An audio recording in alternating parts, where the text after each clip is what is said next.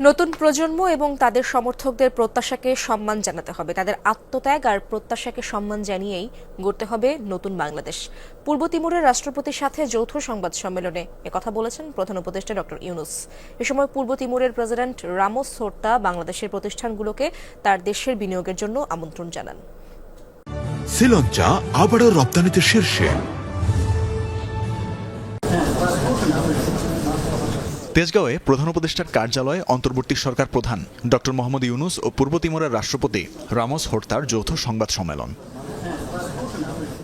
এ সময় অন্তর্বর্তী সরকার প্রধান বলেন, বিগত সরকারের প্রধানমন্ত্রী পালিয়ে যাওয়ার পর দেশে শূন্যতা তৈরি হয়, তাই গণ অভ্যুত্থানে অংশ নেওয়া ছাত্র জনতার প্রত্যাশাকে সম্মান জানাতে হবে। এর জন্য গড়তে হবে নতুন বাংলাদেশ।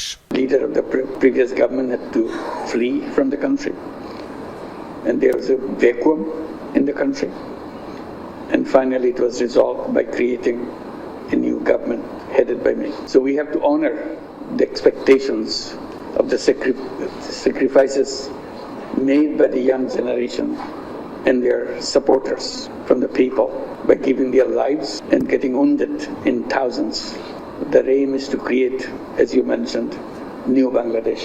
প্রধান উপদেষ্টা বলেন, আন্তর্জাতিক অঙ্গনে বিগত সরকারের প্রতিহিংসা থেকে তাকে বাঁচাতে যারা অবস্থান নিয়েছিলেন তাদের মধ্যে হোর্তা অন্যতম। আসিয়ান সদস্য হিসেবে তিনি রোহিঙ্গা সংকটে বাংলাদেশকে সহায়তা করবেন জানান প্রধান উপদেষ্টা। He was the one who jumped up to sign statements to protect me. And you remember many hundreds of people around the world who signed those statements again and again to protect me from the previous regime's anger against me.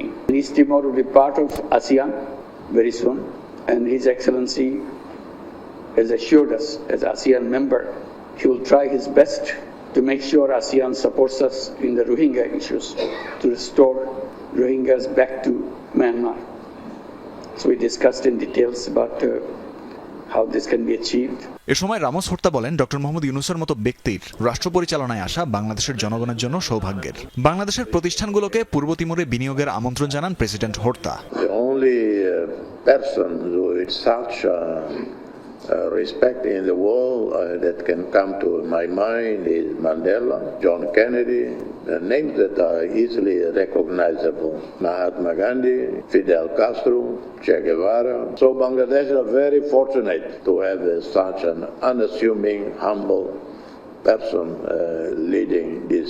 We invite Bangladeshi companies to come and look for Timor-Leste. সম্পদশালী দেশ পূর্ব তিমুরের রাষ্ট্রপতি হিসেবে হোর্তার কূটনৈতিক ও বাণিজ্যিক সহায়তাকে বাংলাদেশ কাজে লাগাতে চায় বলেও জানান প্রধান উপদেষ্টা।